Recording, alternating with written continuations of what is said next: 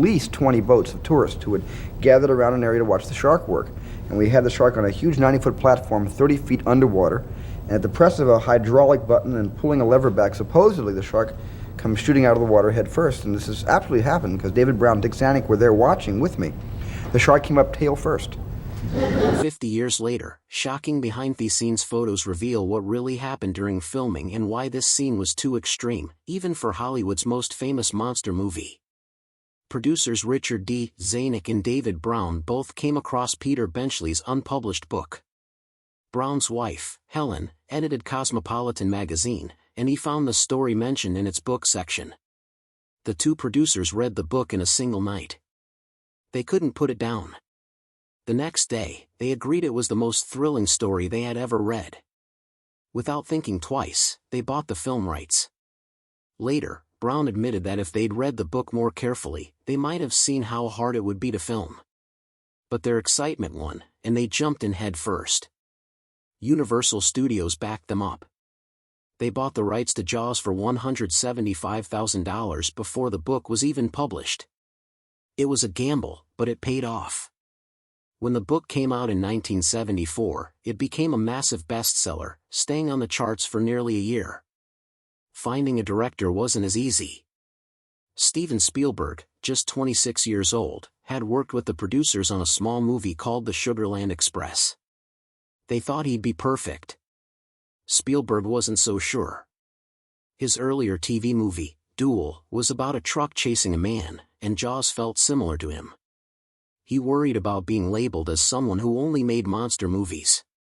He even tried to quit, but Universal wouldn't let him. They made him stay, and it turned out to be the best decision for his career. When Jaws was approved for production, it had a modest $3.5 million budget and a planned shooting schedule of 55 days. These numbers seemed reasonable at the time, but they quickly proved to be far too optimistic. The making of Jaws was full of problems that almost ruined the movie. Casting the actors was one of the first big challenges. Steven Spielberg wanted Jon Voight to play Hooper, but things changed when Richard Dreyfuss got involved. At first, Dreyfuss didn't want the role. Then, on January 3, 1974, he changed his mind. He had just finished filming The Apprenticeship of Duty Kravitz and wasn't happy with his performance. Feeling unsure about his career, he called Spielberg and said yes. This happened only a few months before filming started, showing how rushed everything was. For the character of Quint, Spielberg had other actors in mind like Lee Marvin and Sterling Hayden, but both said no. That's how Robert Shaw got the part. Moreover, Spielberg didn't want Jaws to be just a scary shark movie. That's where Carl Gott came in. He was a comedy writer Spielberg knew from The Odd Couple. Just weeks before filming began, Spielberg asked him to help with the script. Gott quickly shared ideas that impressed Spielberg so much he brought him to Boston. What was supposed to be a small job turned into a full-time role. Gott rewrote scenes almost every night, sitting with Spielberg and the cast during dinner. They'd talk about what worked, what didn't, and sometimes even come up with new dialogue on the spot. Then Spielberg made another decision that would increase his troubles. Instead of filming in a studio tank like most directors would, he decided to shoot in the real Atlantic Ocean. People warned him it would be a huge mistake. But Spielberg wanted the movie to feel real. He set up his crew on Martha's Vineyard, a pretty island in Massachusetts. At first, it seemed like the perfect place, but things quickly went wrong. To film the shark, they needed a spot that looked far from land, but was still shallow, about 30 feet deep. They found the location, but it turned out to be a terrible choice. The ocean never cooperated. Calm water would suddenly turn rough, pushing the boats out of position. The crew had to keep re-anchoring the 16 boats, which wasted hours. By the time they were ready, the sun would move and they couldn't shoot. Some days, Spielberg only got 2 good shots. It was exhausting for everyone. Cast and crew battled seasickness, sunburn, and long hours under the hot sun. Even the locals, who were excited at first, started to hate the film crew. One day, angry residents even threw fish guts at Spielberg's rented house. Then there was the shark. The mechanical shark, nicknamed Bruce, after Spielberg's lawyer, was supposed to be the star of the movie. But it was a disaster. The first time they tested it in the ocean, it sank straight to the bottom. The salt water messed up the shark's hydraulics and caused it to break down constantly. Its rubber skin soaked up water, making it look warped and fake. Spielberg was so frustrated he once shouted, "I want to kill the shark." Divers spent hours fishing pieces of it out of the ocean. Filming slowed to a crawl, and everyone's patience ran thin. Very quickly, things got out of control and they were already 49 days behind schedule. Filming dragged on through the summer and fall, finally wrapping up on October 6, 1974, more than 150 days after it started. The costs kept piling up, reaching as high as $12 million, more than triple the original budget. For Steven Spielberg, a young director at just 27 years old, this was terrifying. He thought his career might be over before it even began. The producers, David Brown and Richard Zanuck, joked that they felt their careers were sinking along with the malfunctioning shark. Universal Studios, the company paying for the film, with Richard. was furious. When Steven Spielberg Executives first heard kept John visiting Williams the set, play the theme on the desperate to piano, cut costs he and laughed. finish the movie. He thought it was a joke. All the delays But caused Williams another explained problem. that the music had to feel The release raw date and had to move. unstoppable, just like a The shark. film was supposed to come out Spielberg at trusted Christmas him, and 1974, it turned out to be a but they had genius to push idea. it to the summer If of the scene stayed in the film, 1975. the rating would have been bumped On up top to of all R, the production which could have hurt its problems, there chances were at the constant box fights office. between the actors Steven often. Spielberg, the director, decided to cut it. He realized that showing less might actually be scarier. By focusing on reactions and leaving much of the attack to the audience's imagination, Spielberg's decision wasn't easy for everyone. The special effects team, led by Bob Matty, had worked hard on the shark for this scene. They were proud of what they had created and disappointed it was cut. But Spielberg believed the film would be stronger if the shark stayed hidden for most of the movie. There was another scene filmed right after this one, but it didn't make it into the final movie. It was called the paddleboat attack, and it was much more graphic. In this scene, a man in a paddleboat tries to help Michael, but the shark attacks him instead. The shark grabs him out of the boat with his body hanging out of its mouth, still alive and bleeding. Blood would have been everywhere, and Michael would have seen the whole thing up close, completely frozen in fear. The man screams while the shark drags him underwater, leaving behind just a pool of blood because it was too violent. He thought it didn't fit with the rest of the movie, which relied on building suspense instead of showing too much gore. By cutting the paddleboat scene, Spielberg kept the focus on suspense. And that's one of the reasons Jaws became such a classic. Very quickly, things got out of control and they were already 49 days behind schedule. Filming dragged on through the summer and fall, finally wrapping up on October 6, 1974, more than 150 days after it started. The costs kept piling up, reaching as high as $12 million, more than triple the original budget. For Steven Spielberg, a young director at just 27 years old, this was terrifying. He thought his career might be over before it even began. The producers, David Brown and Richard Zanuck, joked that they felt their careers were sinking along with the malfunctioning shark. Universal Studios, the company paying for the film, was furious. Executives kept visiting the set, desperate to cut costs and finish the movie. All the delays caused another problem. The release date had to move. The film was supposed to come out at Christmas 1974, but they had to push it to the summer of 1975. On top of all the production problems, there were constant fights between the actors often clashed with Richard. When Steven Spielberg first heard John Williams play the theme on the piano, he laughed. He thought it was a joke. But Williams explained that the music had to feel raw and unstoppable, just like a shark. Spielberg trusted him and it turned out to be a genius idea. If the scene stayed in the film, the rating would have been bumped up to R, which could have hurt its chances at the box office. Steven Spielberg, the director, decided to cut it. He realized that showing less might actually be scarier. By focusing on reactions and leaving much of the attack to the audience's imagination, Spielberg's decision wasn't easy for everyone. The special effects team, led by Bob Matty, had worked hard on the shark for this scene. They were proud of what they had created and disappointed it was cut. But Spielberg believed the film would be stronger if the shark stayed hidden for most of the movie. There was another scene filmed right after this one, but it didn't make it into the final movie. It was called the paddleboat attack, and it was much more graphic. In this scene, a man in a paddle boat tries to help Michael, but the shark attacks him instead. The shark grabs him out of the boat with his body hanging out of its mouth, still alive and bleeding. Blood would have been everywhere, and Michael would have seen the whole thing up close, completely frozen in fear. The man screams while the shark drags him underwater, leaving behind just a pool of blood because it was too violent. He thought it didn't fit with the rest of the movie, which relied on building suspense instead of showing too much gore. By cutting the paddleboat scene, Spielberg kept the focus on suspense. And that's one of the reasons Jaws became such a classic. When Universal Pictures released Jaws, they didn't just create a hit movie. They changed how films were marketed forever. They spent $1.8 million on promotion, which was unheard of back then because they believed it could be a huge summer success. At that time, summer wasn't even a popular season for big movies or shows. Just days before the movie came out, the ads showed the now famous image of a shark heading toward a swimmer with John Williams' scary theme music. People were hooked immediately. This kind of intense advertising had never been done before, and it made everyone curious about the movie. They also tried something bold with how they showed the film.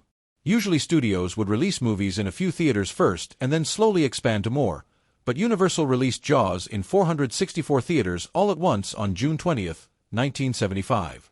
Combined with all the TV ads, it felt like the whole country was waiting to see this movie. And it worked. In just its first weekend, Jaws made $7 million, a record at the time. But they didn't stop there. Universal also made Jaws-themed merchandise like T-shirts and shark tooth necklaces and partnered with a publisher to re-release the book the movie was based on. The book sold millions of copies, making the movie even more popular. This kind of cross-promotion was a game share and became the standard for big movies later on. The success of Jaws at the box office was shocking. It earned $260 million in the U.S. alone, which adjusted for today's money is about $1.52 billion. It quickly became the highest-grossing movie ever at the time, beating The Godfather in less than 3 months. It was also the first film to make $100 million just in rentals for the studio, a huge milestone. And it wasn't just popular in the U.S. It earned over $470 million worldwide. The success even helped Universal's parent company, MCA, with its stock going up 22% in 1 month. Critics loved the movie, too.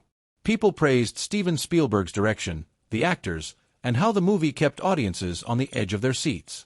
Famous critic Roger Ebert gave it 4 stars and called it a perfect thriller. The film won 3 Oscars for editing, sound, and its incredible music and was even nominated for Best Picture. Over the years, Jaws has been consistently ranked as one of the greatest American movies ever made. But the impact of Jaws wasn't just about awards or money. It completely changed how Hollywood worked. It showed that a simple, exciting story could become a massive hit if it was marketed well. This idea of a blockbuster, a movie with big appeal and even bigger marketing, started with Jaws. It also shifted when big movies came out. Before, winter was the best time for major releases, but Jaws made summer the new go-to season for blockbusters. Jaws also inspired a wave of similar creature feature movies, showing that genre films could be both massive hits and critically loved. Movies like Star Wars and Jurassic Park wouldn't exist as we know them without Jaws. After Jaws, Spielberg took a risk with Close Encounters of the Third Kind in 1977. It was very different from Jaws, exploring themes of curiosity and human connection with the unknown. The budget soared to $19.4 million, making studio executives nervous. But the gamble paid off when the film earned over $288 million globally. Its special effects were groundbreaking for the time, especially the climactic scene with the alien mothership, which cost $3.3 million to create. The film's famous 5-note musical theme, used to communicate with aliens, became a pop culture phenomenon. Interestingly, Spielberg originally imagined it as a small documentary-style film about UFO believers, but it grew into something much grander. The success earned him his first Oscar nomination for Best Director, proving he was more than a commercial filmmaker. Spielberg's versatility as a director became evident in the years that followed. In 1982, he released E.T. the Extraterrestrial, which became the highest-grossing movie ever at the time, a record it held until Jurassic Park surpassed it in 1993. E.T. showed Spielberg's ability to create heartfelt stories filled with wonder and emotion. Then in 1993, Spielberg made 2 very different films. Jurassic Park revolutionized the use of CGI and became a massive box office success, earning over $900 million. Later that year, he directed Schindler's List, a powerful black and white Holocaust drama. This deeply personal film earned him his first Academy Award for Best Director. Spielberg donated his profits from the movie to establish the Show-Off Foundation dedicated to preserving Holocaust survivor testimonies. The contrast between the two films showcased his incredible range, moving effortlessly between blockbuster entertainment and meaningful historical storytelling. Beyond directing, Spielberg made a huge impact as a producer and studio founder. In 1981, he started Amblin Entertainment, which produced hits like the Back to the Future trilogy. The first Back to the Future film, released in 1985, was the highest-grossing movie of the year and became a beloved franchise. Amblin also produced popular TV shows including ER and animated hits like Tiny Toon Adventures. In 1994, Spielberg co-founded DreamWorks SKG with Jeffrey Katzenberg and David Geffen, creating Hollywood's first new major studio in 60 years. DreamWorks quickly became known for both live-action and animated films. Early hits included Saving Private Ryan, which won Spielberg his second Oscar for Best Director, and animated blockbusters like Shrek and Madagascar. Despite challenges, DreamWorks cemented Spielberg's legacy as a visionary who shaped modern cinema, both behind the camera and as a producer. After starring as Chief Brody in Jaws, success made him one of the most sought-after actors in Hollywood. He quickly got roles in other major films. In 1976, he acted alongside Dustin Hoffman and Laurence Olivier in the thriller Marathon Man, which solidified his status as a leading man. Then in 1979, he gave one of his best performances as Joe Gideon in All That Jazz. The film, based on director Bob F.S.Y's life, earned him an Oscar nomination for Best Actor. It was a huge hit and is now considered a classic. Despite not wanting to return, Scheider played Chief Brody again in Jaws 2 in 1978. While the sequel didn't match the first movie's critical success, it still made a lot of money, over $200 million worldwide.